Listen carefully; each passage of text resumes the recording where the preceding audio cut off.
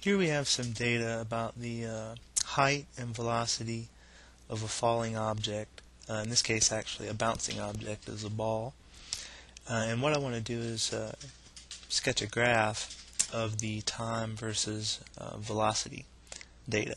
So we're going to plot the time data here on the x-axis, and the velocity data will be plotted on the y-axis. Alright, now in order to do this, what we have to do is first select or highlight these two columns. So I'm going to highlight the data here by clicking and dragging, and then hold down the control button while clicking and dragging the next column. Right, then we're going to go to Insert Chart, and we're going to select the XY scatter. Okay, and click Next. And you can see a preview there.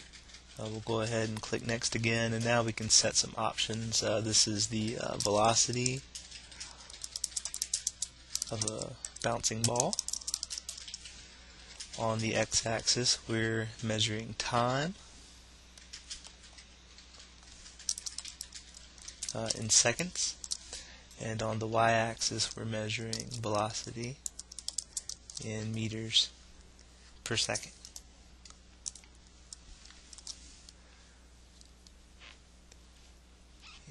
Across the top here, we can set some other options. Maybe we don't want the grid lines, we don't need the legend, and then we'll go ahead and click Finish.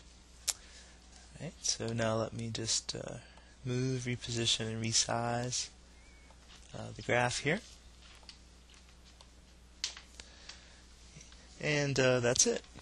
You can right-click to set some other options like formatting the plot. We can make sure that there's no color here in the background if we want, and we can do some other things. Now if we want to add a trend line to this data, we have to click the chart and then go to Chart and select Add Trend Line. You have different types to choose from: linear, logarithmic, a polynomial, which can have degree 2 if it's quadratic, degree 3 if it's cubic, degree 4 if it's quartic, etc. And what we're going to do is just select linear because this looks like a straight line.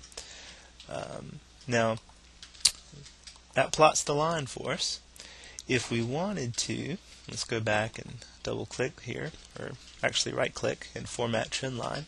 There are some other options we could have chosen. We can choose to display the equation of the line on the chart. We can also display the r-squared value for the regression line if we like. And we can also forecast forward and backward.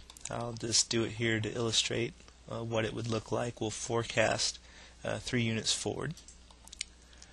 Okay. So what happens here is that this would be the equation of the line along with the r-square value, and forecasting 3 units forward, as you can see, it moves beyond the actual data points which end here, and it moves forward another 3 units. So you know, in this case we don't really need that, so we'll take it off. Okay. But that's it. That's a nice graph with the equation included.